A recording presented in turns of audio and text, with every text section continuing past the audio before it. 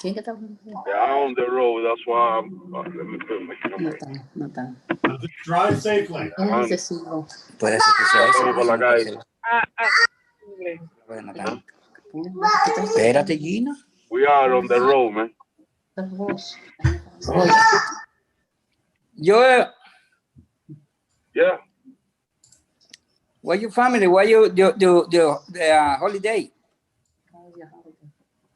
Oh, everything. Everybody good, man. I'm happy for this, but you have a bad time. Oh yeah.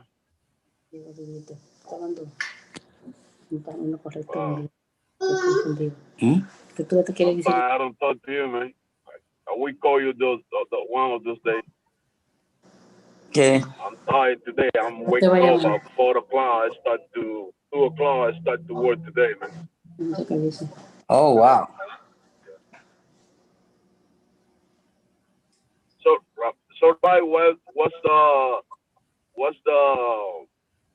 when of what's Mishnah? You finished the last one. Last week we finished the end of Yevamot, chapter 1, Mishnah 4, with the discussion of Beit Hillel and Beit Shammai. So we're on chapter 2 this week. Okay. All right.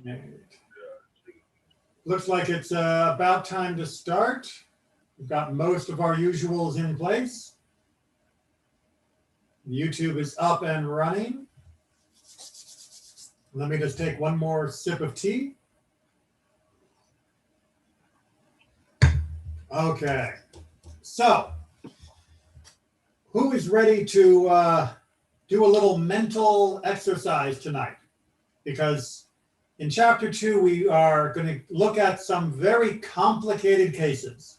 That means you're going to have to keep very clear who is married to whom and which brother is related to which and all of that. So I'm going to try and break it down as quickly as possible, or as easily as possible, going slowly, sorry. I've got my notes to refer to that lays out some sample names, and we'll see if we can't get through this. But if you feel like this is a little bit of a stretch mentally to keep track of all the characters, that's okay. This is not easy material because of how it is all put together.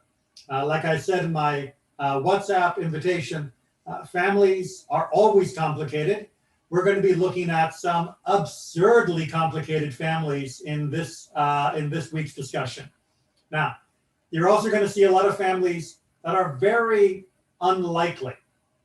We talked about before that, yes, having this issue of people being married to other relatives that are prohibited to them, that's not so bizarre given the smaller villages and the smaller band of people they had available to marry.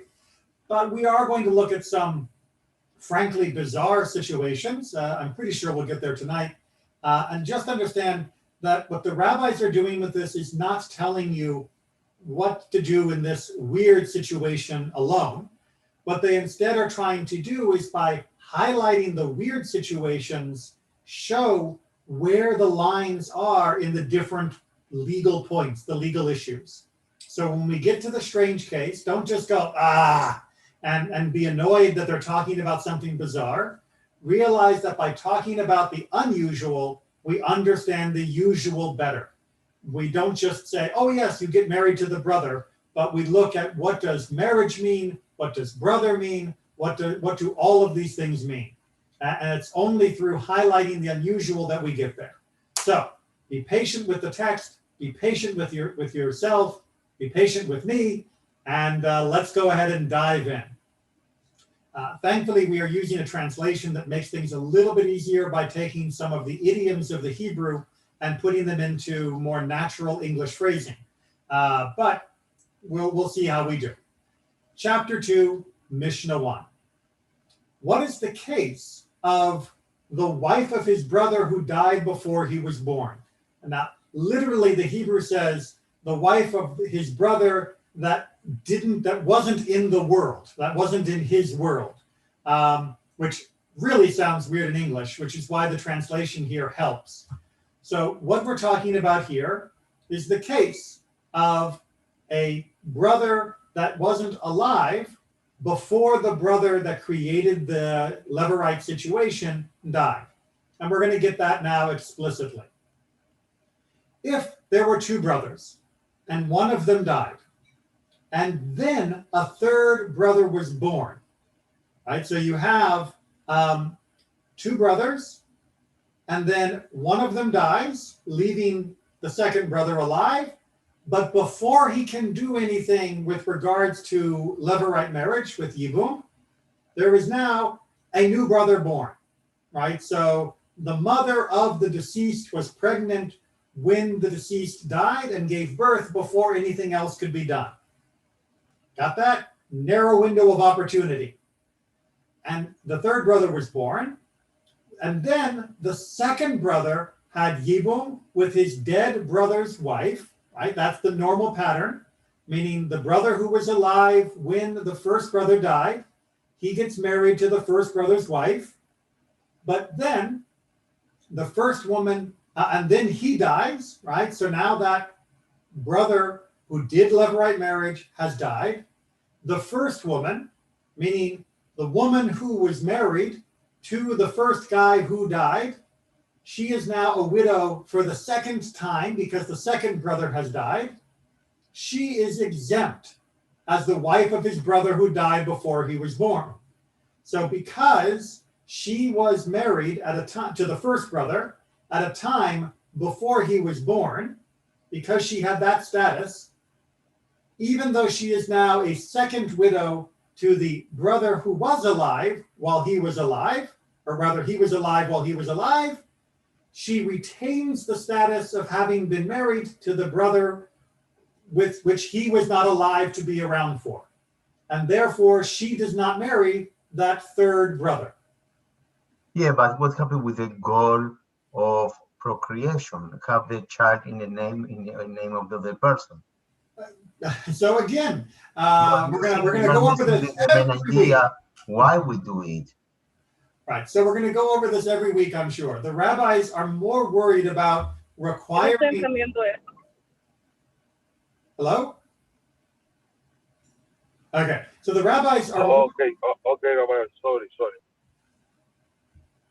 All right, so the rabbis are more worried about requiring Yibum or requiring Chalitza where it is not appropriate than they are about the chance of the brother's lineage not being carried on. Yes, they would like that to happen, at least originally.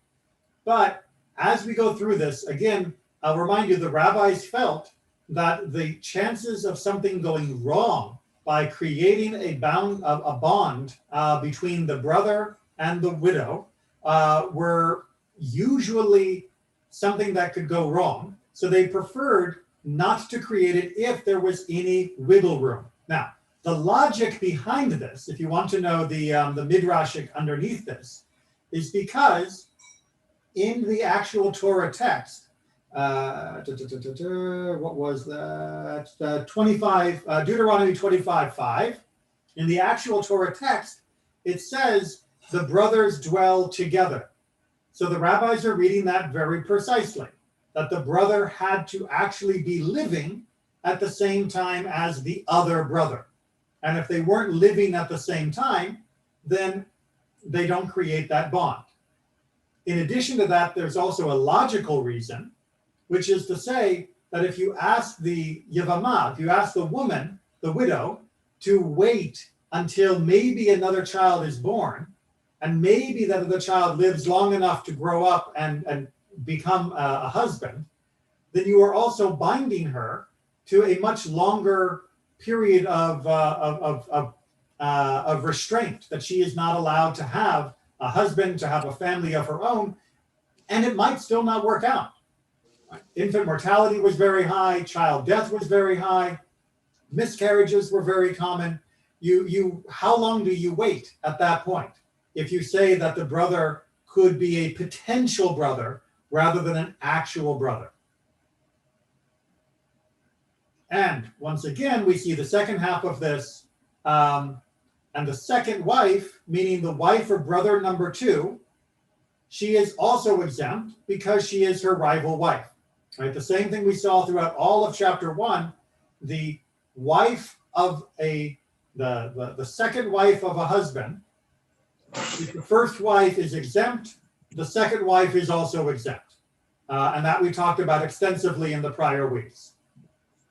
And then the final version, or the final codicil, if he had ma'amar with her and died, right, which means to say if he had said, yes, we will get married, but they had not yet consummated the relationship. They had not yet had sex. Since the mitzvah of Yibum is explained in the Torah as being only finalized through the act of intercourse, of actually having sex, since he had not yet done that, but instead had married her in the way the rabbis prefer, which is a marriage by statement of, you behold, you are consecrated to me, then the second wife must perform chalitza, but may not have yibum. Then, since there is a partial bond that has been created, but that bond is only rabbinic, they need to dissolve that bond, so they do chalitza, but since it's not strong enough, they don't go ahead with the yibum. All right, Aaron, you got your hand up. Yeah, I thought the intercourse was the only thing required for to marry a love-right marriage. Depends on your definition of required. It is the only thing the Torah requires, but the rabbis were very adamant, just like in the case of non-levirate marriage, just regular old marriage, that you have to actually, you should rather do something less physical as your main means of betrothal.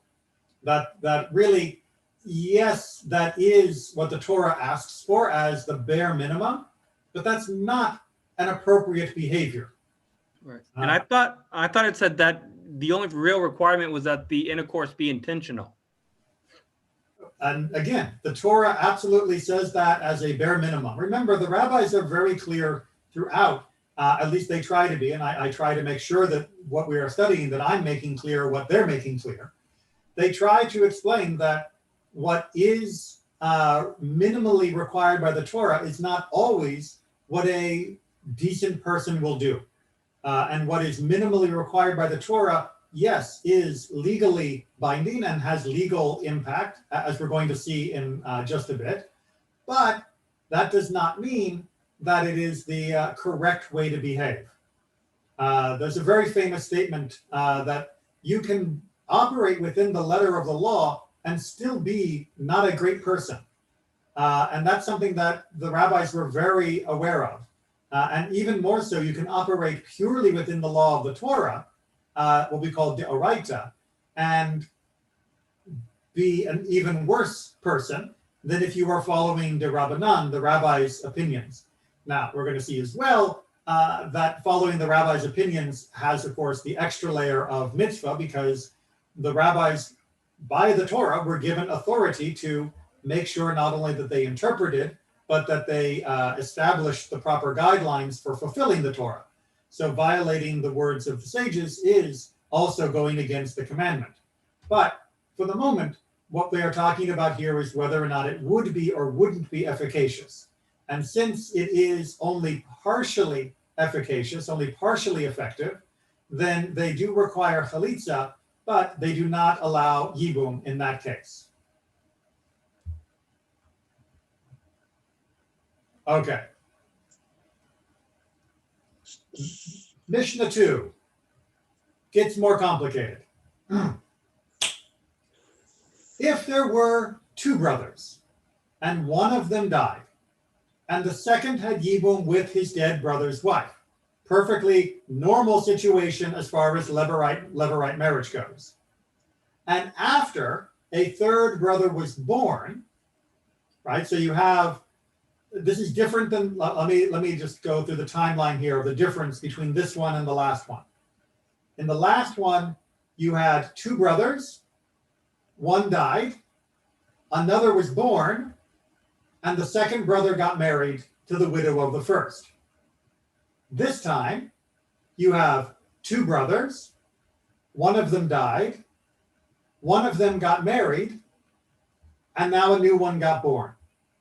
All right, so in the last one, the birth happened between the Levirate marriage and the death and the Levirate marriage. This time, the birth is happening after death, Levirate marriage, birth. Okay? Okay. And the third brother was born, the second died. Okay, now the second brother also dies. So the guy who got married before the baby was born, he has now died. And now we have the widow, who's the widow twice.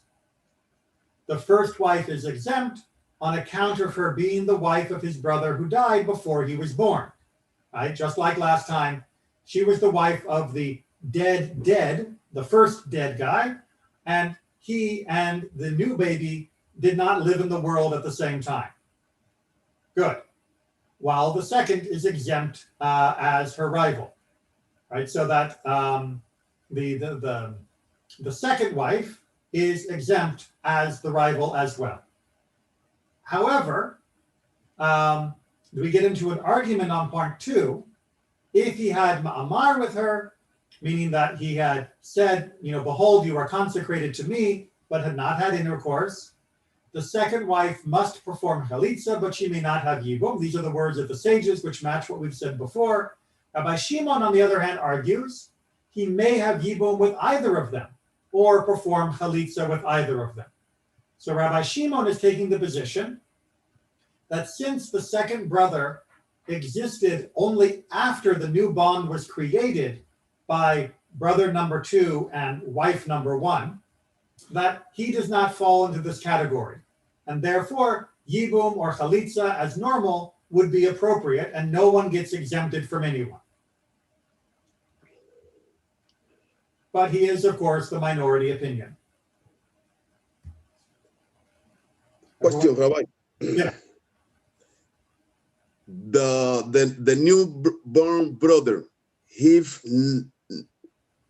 no, he cannot be married with his brother wife.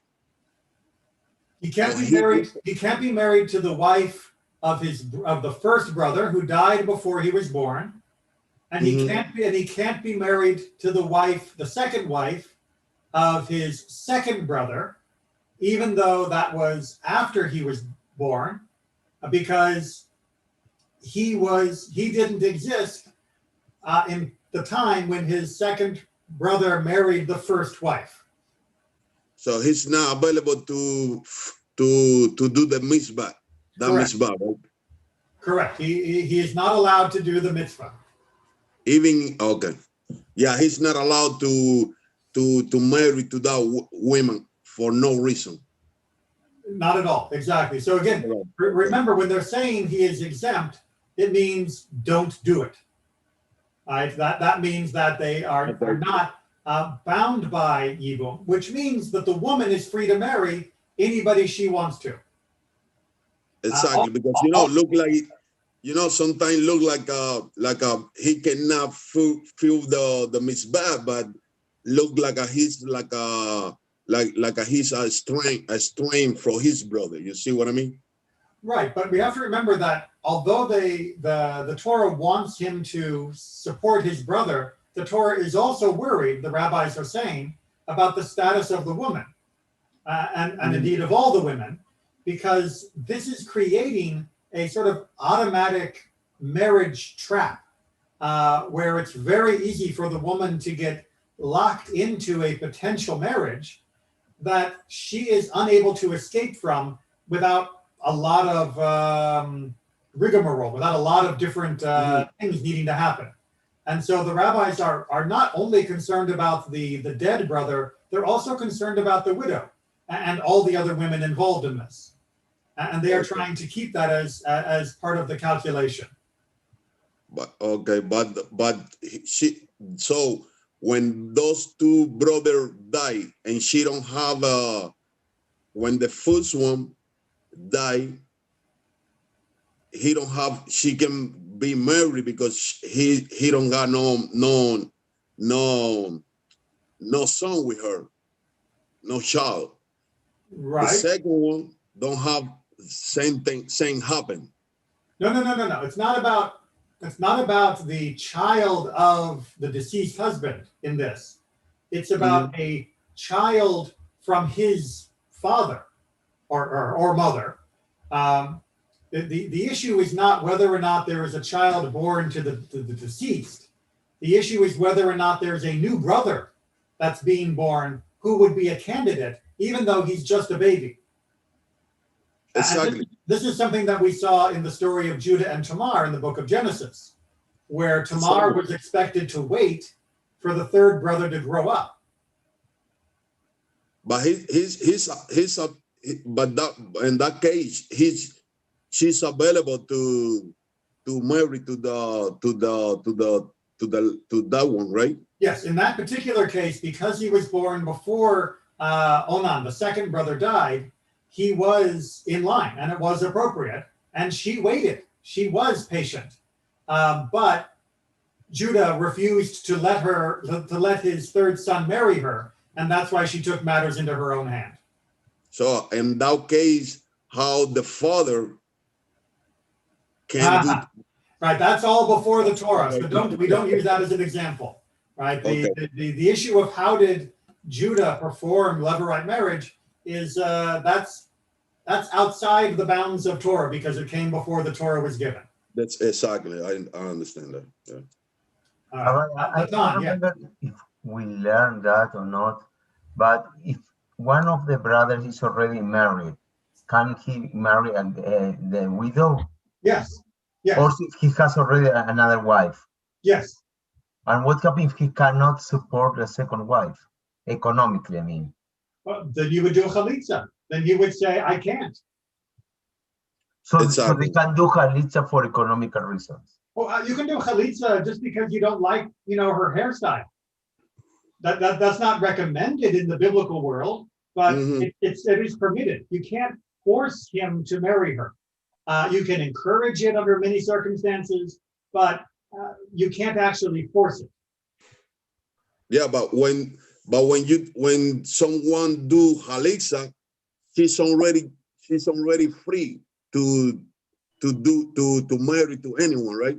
After chalitza is done, then she is free to get married to any stranger she wants to get married to. Because it's another case on the Torah with Ruth. They find another parent. Right, but in Ruth, it's more a case of there is social pressure. The main case in Ruth is about the land, about the property that belongs to Naomi's husband, and the redemption of the land so that it is not lost from the family. But the pressure that whoever is going to redeem the land has to also take Ruth as a wife, and that's kind of a deal breaker for the guy. But that's not an actual official rule, since it doesn't seem that Ruth was even Jewish at the time of the first marriage, which means, as we'll see maybe tonight, that her first marriage has no legal standing.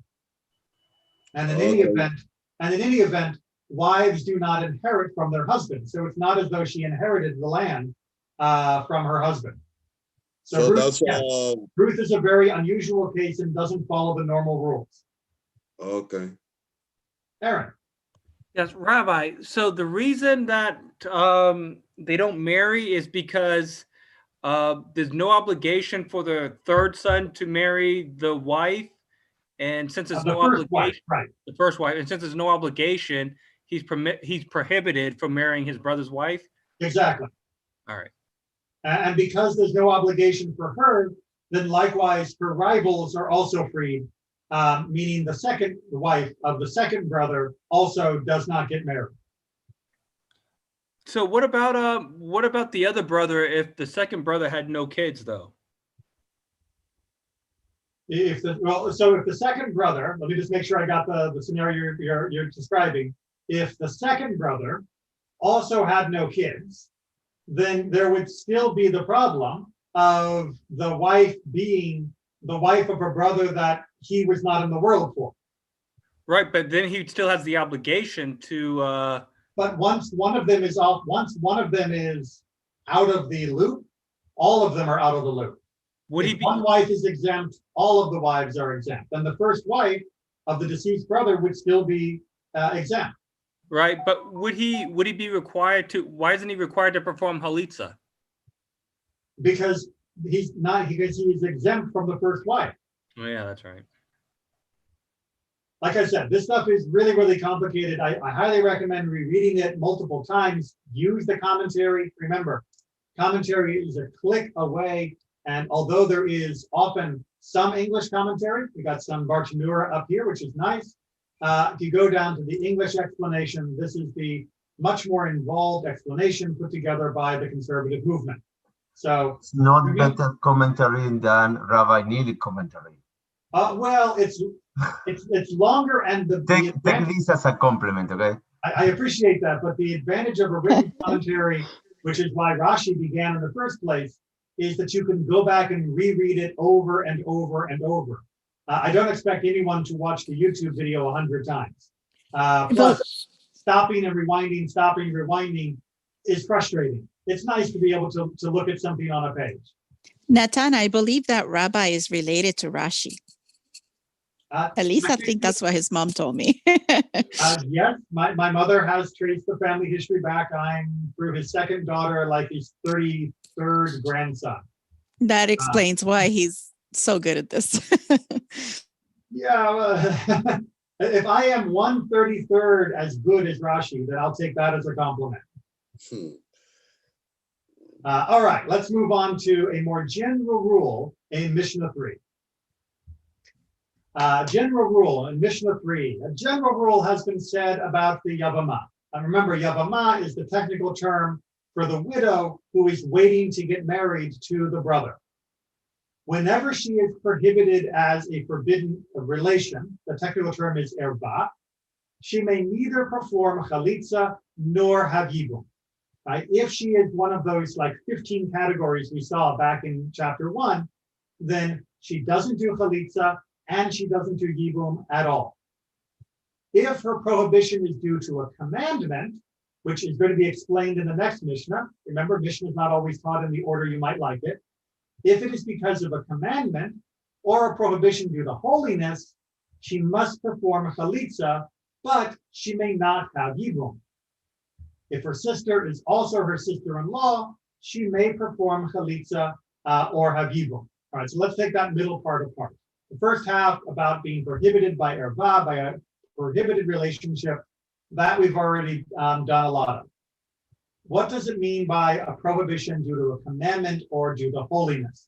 Well, I'm actually going to ask you to hold off on the definitions for that, but I'll just give you a quick example. A prohibition by commandedness, by a mitzvah, is something that was prohibited by the Sofrim. For example, the extended relatives that were not allowed to marry.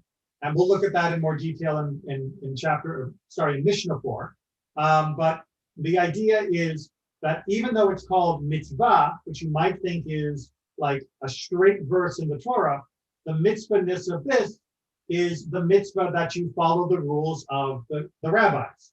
So if there is an additional prohibition that the rabbis put in place, or if there is an additional prohibition for kedusha, in this particular case, when we're talking about, brains flickering, the kedusha, things like the who can marry a priest. In those cases, there is enough to say that she is bound to the brother as a widow, but we do not want them to actually get married. And therefore, we do chalitza to free the obligation, but we do not allow yibum. We do not allow the levirate marriage to take place. So they are engaged, but the marriage cannot take place. And so you do the chalitza to get rid of the engagement, but you don't allow marriage to happen because such a marriage would be against the rules. Everyone see how they're talking about sort of in between, and we'll look into those categories in Mishnah 4. But I want to make sure you see that they're sort of splitting the difference here. Does that make sense? All right, hearing no objection, so moved. And then, if her sister is also her sister-in-law, she may perform a chalitza or have yibum. So I just made a couple of notes on this because, yeah, it's a little bit more confusing here, right? So you have to think of two brothers married two sisters, right? So brother one married sister one, brother two married sister two. You got the mental image? And I've actually met a few families where that was the case, where brothers married sisters. It's not very common anymore because we live in bigger communities, but I have met a few people that happened. And the two brothers both die, right? So two brothers married to two sisters, the two brothers die, and then there is brother number 3. Brother number 3, right? The question then becomes, right, if he is prohibited, that's why I made notes. Let me this moment, right? If he is prohibited from marrying one of them, right, then she does perform chalitza, or she is married by yibum, meaning the other one, right? So if the two come before him and both are prohibited from marrying him because as his Yevamot, since each is the sister of the one that he is yibum, right? Then the sister of his Yevamot, right? Then who is the sister status, right? In that case, right. So in normal case, that's why I wrote this down, because I told you this stuff is nasty. In a normal case, if one of them was prohibited to him, he wouldn't be allowed to marry either of them. However, because they exempt each other. However, in this particular case, the rabbis in the Talmud are arguing that the situation is more that the issue is normally you're not allowed to marry your wife's sister. So since they have become bound, the question would then become, well, isn't my wife's sister the other one that I'm engaged to? So if I'm engaged to A, I'm also engaged to her sister. If I'm engaged to B, I'm also engaged to her sister. So therefore, I can't marry either of them because that would be marrying my wife's sister because I'm engaged to both of them. So they would cancel themselves out. However, in this particular case, because one of them would otherwise be prohibited as being one of the category of forbidden relations, that means he actually isn't connected to the wife that's forbidden because it's a forbidden relation. And so the remaining one is not the wife of her sister. The remaining one is free and clear. Let me walk that one more time because I was stumbling on trying to get my notes clear in my tongue. So, but that's the Braita, right, Rabbi? This is how it is explained in the Talmud, exactly. Right? In the Talmud, it explains that the case that we're dealing with here, that the sister is a prohibited sister, and therefore she doesn't count as a potential wife. She does not get automatically engaged when her husband dies, and she doesn't get automatically engaged to the third brother. So even though technically she is his sister-in-law, he's not obligated to her. Indeed, he cannot marry her. Therefore, the remaining one is allowed to continue with levirate as normal, doing chalitza or yibum as they choose. Okay, Rabbi, but in case, but he's available to marry to one of the sisters? Only the one that he is not prohibited to marry. So in case that one that he married, after a little while, she died, he can go and get married to the other one? One more time? And in case the one he's married, the first one, he married one. Right. After a little while, that one died. He can go and marry to the other one. Yes, technically you can get married sequentially to sisters. You can't be married to two sisters in their lifetime. Okay. But you could marry one sister after the other one as long as the first one had passed away. So Okay. I didn't get how you choose which one, yes, is free and clean and which not. How do you decide which of the two sisters is clean for the first time? Because the rabbis in the Talmud, and they read Mishnah 3 as having, like being connected all the way from top to bottom. So one of the sisters they read has the issue of erva, that she has a forbidden relationship to the third brother. You know, she's in some other way connected to him in a way that makes her ineligible. Yeah, but which one, the first or the second? It doesn't matter, whichever one is. So who decides which one is which not? Randomly, between them, the third brother, who decides which one, yes, is clean and which not? So it would be a case of, you know, the example that I came across, just a second, was that the third, one of the sisters, meaning one of the widows, happened to also be the mother-in-law of the third brother. So by another extension, right? He had married that woman's daughter, and now he is forbidden from marrying her because you can't marry the mother and daughter together. So, but the mother-in-law was perfectly able to marry his brother. And I know, imagine that for being the family dinner. Right? Your brother is married to the mother of your wife. So if you have a more general situation, not like that, that you have two sisters that pass away, the two brothers, and they have the two sisters, and you have a third brother, and they are not connection between the third brother with the two sisters. Who decide which of the two sisters is clean? You can't, because if you have two sisters in the mix, right? If two sisters are part of the family tree, and they are both eligible to get married because of levirate, right? If one's not married, if one is still has a living husband, this isn't an issue. But if both of them are widowed, more or less at the same time, then the brothers that are remaining become automatically engaged, betrothed to both of them simultaneously. Now that they are betrothed to both of them, they can't finish the process, because to finish the process would be to make yourself the wife of your wife's, the husband of your wife's sister. Correct. So it's forbidden.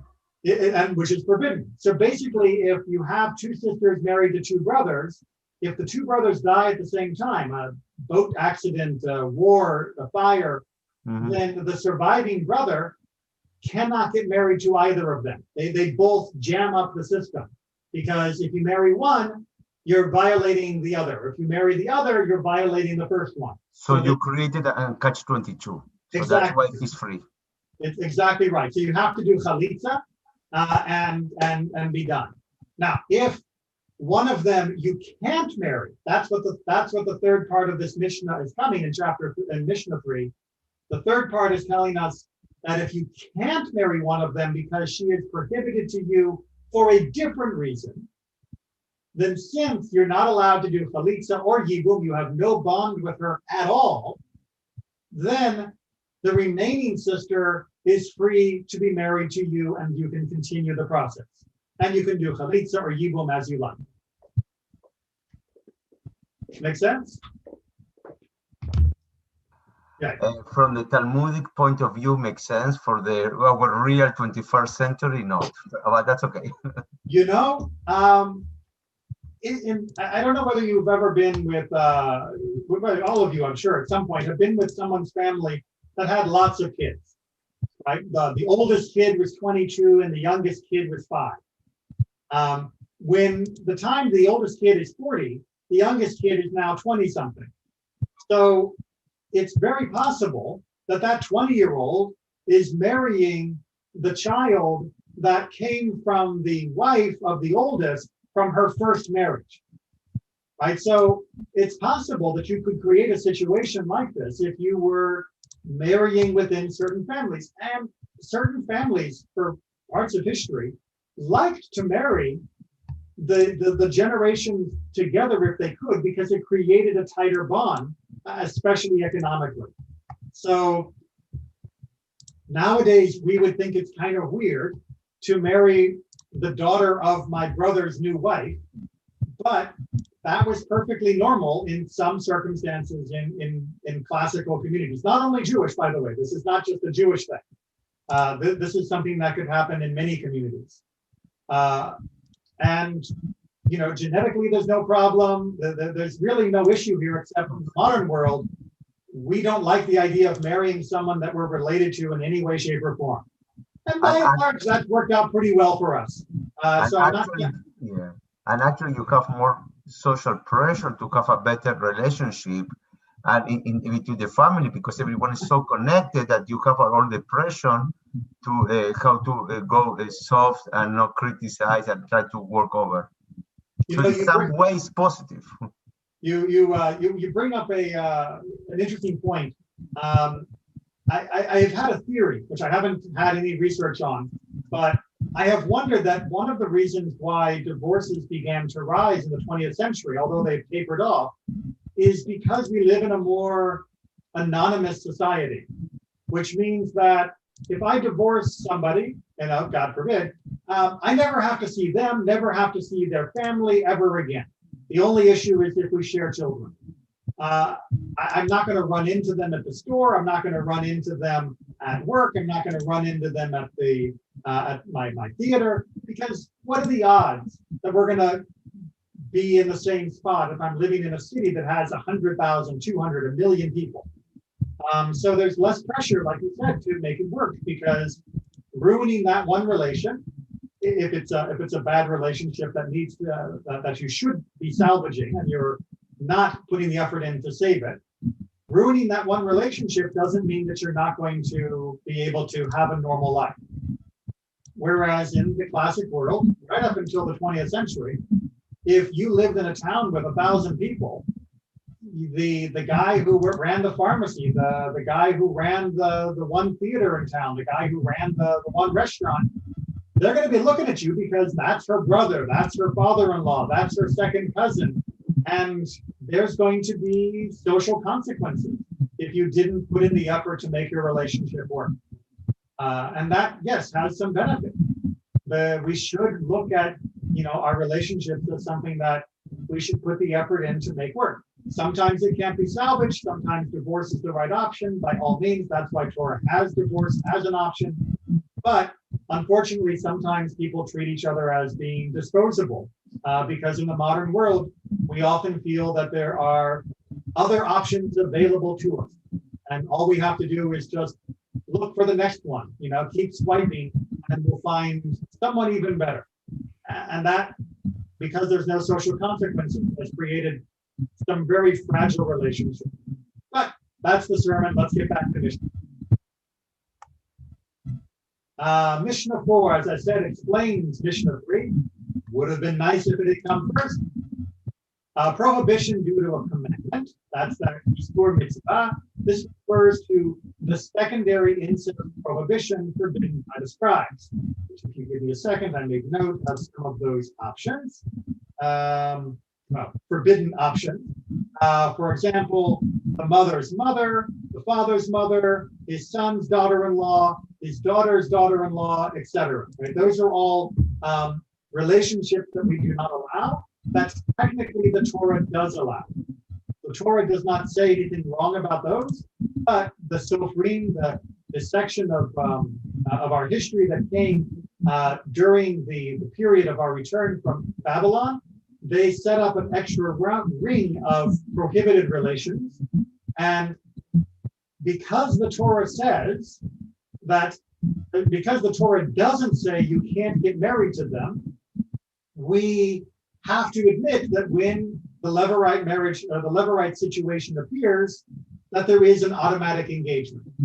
However, because our sages have said don't get married to them, we don't finalize that relation. We do chalitza to separate. So that's why these prohibitions of these prohibited by commandment, by the commandment of the sages. That's why we don't proceed with yibum, but we do have to do chalitza. Make sense? Okay. The prohibitions due to holiness refers to the following forbidden relationships: a widow to a high priest, a divorced woman, or one that has performed chalitza to a regular priest, a mamzeret or a natina to an Israelite, or an Israelite woman to a natin or a mamzer. So a Kohen Gadol is not allowed to marry a widow. However, technically, if he does marry the widow, although he loses his status, the relationship does still have Torah standing. And so, again, it creates the bond, but the bond is undone by chalitza. Similarly, a Kohen is not meant to marry a divorced woman or a woman who has performed chalitza, because chalitza is like a mini divorce. But likewise, if they did, it would have created a bond. Since yibum has been initiated, it has created a bond, but you should dissolve it and not conclude with an actual marriage, the finalization, and therefore they go separate.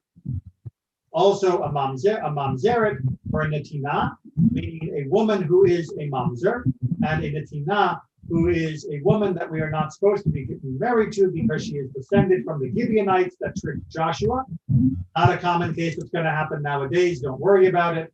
But in both of those cases, that means the brother married someone he wasn't supposed to, but nevertheless, there would be the bond of levirate marriage created upon his death, but you, the second brother, should not also marry them, but instead should separate with chalitza. And likewise, if she, an Israelite woman of normal status, was married to a natin, one of these descendants of the Gibeonites, or a mamzer, someone who comes from a forbidden relation, we'll go into that in more detail in a later chapter, then likewise, she should not get married to a natin or a mamzer if that is the other brother. And therefore, the bond exists from his death, but it should be dissolved with chalitza and not consummated. All right, Aaron, I see a hand. Yes, Rabbi. I actually just want to clarify one thing, because you said that chalitza is kind of like a mini divorce, which I kind of thought the same thing too. With regards to the status of a Kohen. Right, but they're different though. When you get a real divorce, you're separating your obligations to your wife for obvious reasons, and when you do chalitza, you're renouncing your obligations. What would be to your brother, right? No. So first of all, it's important to recognize that in Jewish law, if you are engaged, proper Jewish engagement, which means the ring ceremony as we do under the chuppah in these days, if you were to suddenly stop at that point in the ceremony and say, I've changed my mind, you would have to get a get.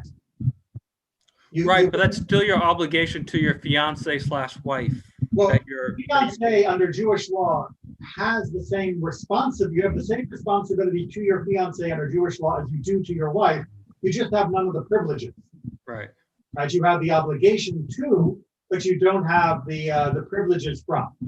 Now, with a chalitza, you are, or rather with the Yevamot, you are bound to her as though you had given her a ring and said, you are consecrated to me. You are bound in that moment, but you can dissolve it through chalitza rather than a get, because it was that bond was created by the levirate situation rather than an actual proclamation of an intent to marry. Right, but I thought you were bound to her for the purpose of having children for your brother. So the purpose of it is to kind of an obligation for the brother more than for the female. That is what creates the bond between the two of them. But what actually gets created between them is husband and wife. She becomes his wife. when they go through with the final act of marriage. So because she becomes his wife, she was kind of married to him. Even though, yes, the bond between him and her only came because of the obligation to the brother, once that bond was created, they are kind of married. Again, this is using the term very loosely because it doesn't apply one-to-one to the term engagement and marriage in American English. Interestingly enough, in Western civilization, people used to take engagement as a much more serious act. You could actually be sued for breach of contract if you didn't complete a marriage after having been engaged. But we basically ignore that these days. These bonds seem like they're very non-emotional. Yeah. I mean, how can this work out if it's that non-emotional? So you'd be surprised what people can do without emotion, and you'd also be surprised how little the law cares about your emotion. Right? If you have, if you get pregnant and you give birth to a child, you have an obligation to the child. It doesn't matter whether you want to give an obligation to the child. It doesn't matter whether you're feeling loving to that child today. Maybe you're tired today. But if you say, you know what, I'm just going to go on a vacation and leave my 2-year-old at home, and you come back and the 2-year-old is sick, you're in trouble. It doesn't matter that you didn't feel like a good parent at that time. You're in trouble regardless of the emotions that you claim to have. Ultimately, these bonds are being created by the society and the rules of society, not just by your free whim. You are not just an individual floating through the world, choosing to make connections and dissolve them however you feel like. You are part of a network, and these bonds are being created for you, sometimes whether you like them or not. There's a stark contrast to our freewheeling individualism of the 21st century. All right. I guess I should point out, just because it's something that struck me, but when I was learning this, not just this, but Jewish law in general, in more depth as an adult, even the most ardent conservative, traditional, societal, social conservative in modern America would seem like a hippie compared to most classical communities in the way that it emphasizes the individual. Because even the most ardent social conservative still puts almost all autonomy within the hands of an individual.